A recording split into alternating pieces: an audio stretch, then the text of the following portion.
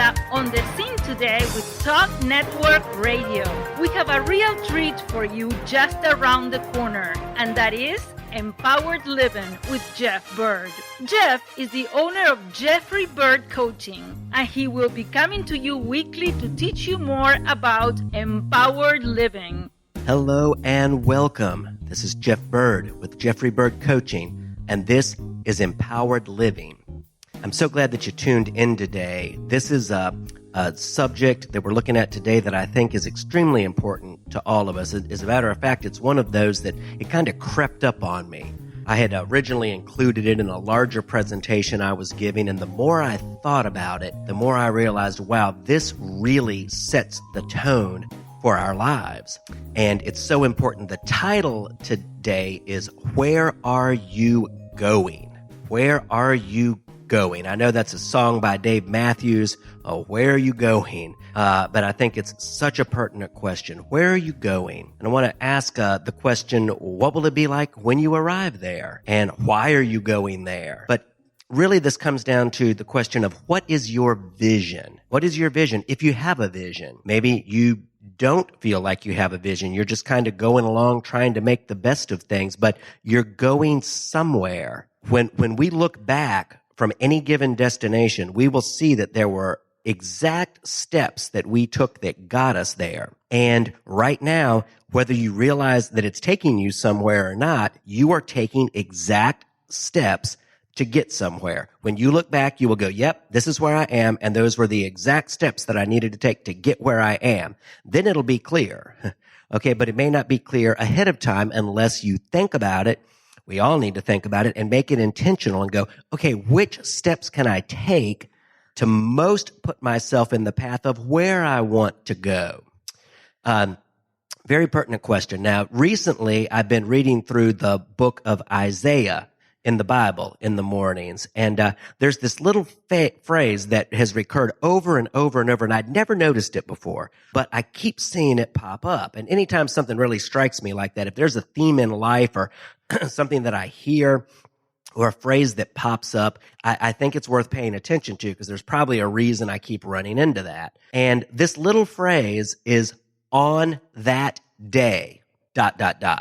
And what's happening is the prophet is describing what God's revealed to him, that on that day, he's looking to a day in the future. And he's saying, this is what it's going to be like. And it's a whole lot of good things, really, really good and joy-filled things, which they need because they're getting ready to go through a difficult period, the people to whom he's writing. And so this vision of the good that's going to come sustains them. It gives them motivation to keep going through the difficult time. It gives them faith, hey, that something good is up ahead. Even though we can't see it right now, it's there. Faith always sees the unseen, and it gives them momentum. It says, okay, we're got motivation, got momentum, got faith. We're moving forward. We've got something to look forward to, something that's better than what we see right now. So they have the picture of on that day. And I've been thinking about it, and I think we all need to have a vision of what that day looks like that we're trying to move towards on that day. Sometimes there are, on a spiritual level, there are heavenly visions, and it's like, wow, that's a day worth keeping on moving forward toward, right? And sometimes, though, there are earthly visions. There's a goal we have for a personal goal, or maybe it's for our family, or maybe it's for our business. There are certain things, and we need to keep in front of the other people, especially if you're on a team in a business environment. And on that day picture, why do we do all this stuff we do? Why do we work long hours sometimes? Why do we go through the difficulties? Why do we deal with the customers we deal with? Why do we make the products we make? Because we're trying to create an on that day. And what does that day look like? What does it look like for the customer? What does it look like for the team? What does it look like for you individually? Why are we working? What are we moving towards? Why are we doing this? So this can help paint the picture. And it occurred to me as I thought about this, hey, Everest climbers don't climb Everest primarily for the view along the way, right? But for the view from the top, which keeps them climbing. They've never been to the top. They've never seen it for themselves if they're doing it for the first time. They've never seen it, but they have a mental image of what it's going to be like. They have a sense that, hey, on that day when I reach the top, it's going to be this great view. I'm going to have these bragging rights. It's going to be amazing to stand on the roof of the world, right? So they have this sense of what it's going to be like on that day, and it keeps them motivated. They have faith that they can get there, even though they've never been there, and it gives them momentum to keep pushing forward, even when the oxygen's low, even when it's extremely cold, right? It keeps them going. So they have that vision. Now, they're not going for the vision along the way primarily. When they're climbing up those ice steps in the Lhotse face and all of those, and even if they get socked in cloud or cold, they're not going for that vision. They keep pushing through it because of the vision of what lies at the top. And now the one thing that they have going for them that a lot of us don't is that they know which path they need to take to get to the top. We're taking a path to somewhere. As I'm saying this, I remember the Talking Heads back in the day. They had a song called Road to Nowhere. We're on the road to nowhere. Well, we're on the road to somewhere. Your somewhere might be a nowhere, or your somewhere might be somewhere really good and really worth being, but you're on the road to somewhere. Where is that road taking you? Where is it headed? What are your actions today doing to take you one step closer? What's the somewhere that they're taking you one step closer towards? Where are you moving towards? Are you moving towards a greater personal development, greater joy, greater influence, greater growth? Are you moving towards greater discouragement, greater despondency, greater lack of fulfillment by not accomplishing things and moving in a healthy direction? It's important to ask that because we need to ask the question, are we sure this is where we want to go? And here's the thing.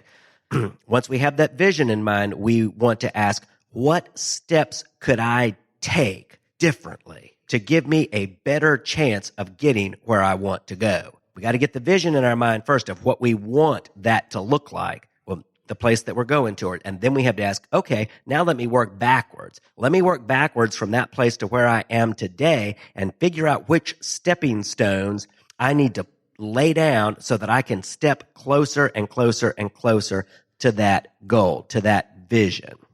And it occurs to me, I want to give you a few tips on this. I know I've asked some questions that are really worth thinking into, but here's a few tips as you think about those things.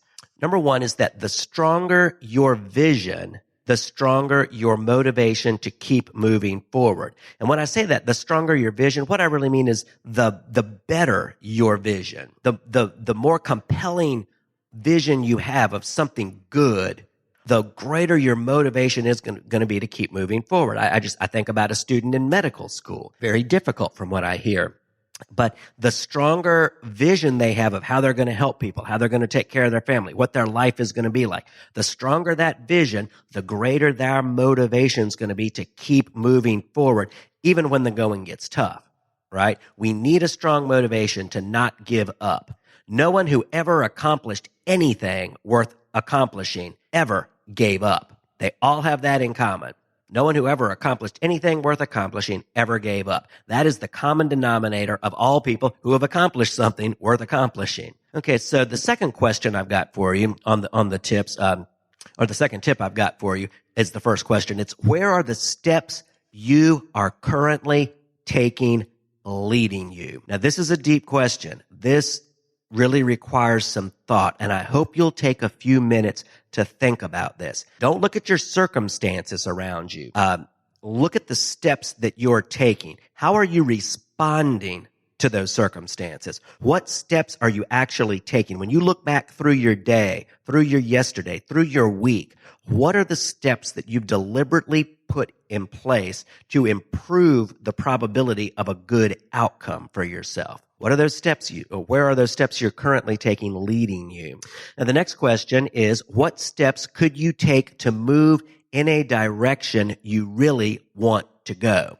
Okay, think of a direction that you really want to go in. What steps could you take that would start aligning you with that direction, that would start putting you on the path to that? For example, if your goal is to get a degree, say, okay, and you're not enrolled and taking any classes, you're not going to get a degree. right? You're just never going to happen. So the first thing to do would be start investigating it. That might be a first step. Go online, look and see what programs are in your area that are something you would want that degree in, and see when the classes are offered and see what you need to do to enroll. Okay, those are steps to get you toward that vision.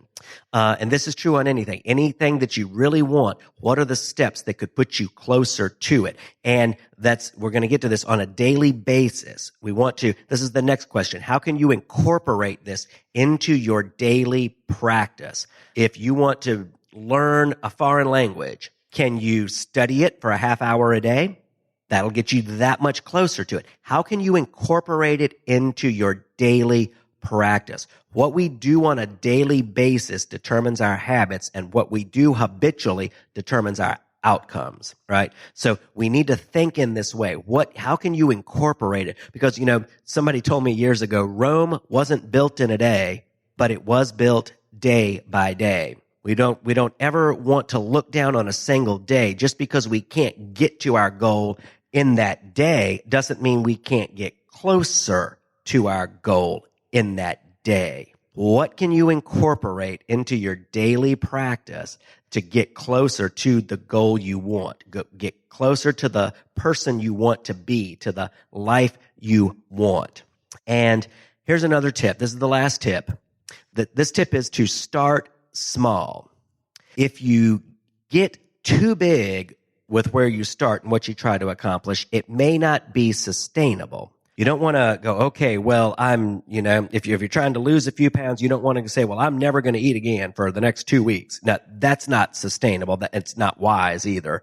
But I some time ago was trying to lose some weight, and I went on the Smart BMI, and you type in what you weigh and what your goal is, and what it would tell me, I was like over 200 at the time, and I wanted to get under 160, which is where I'm at now.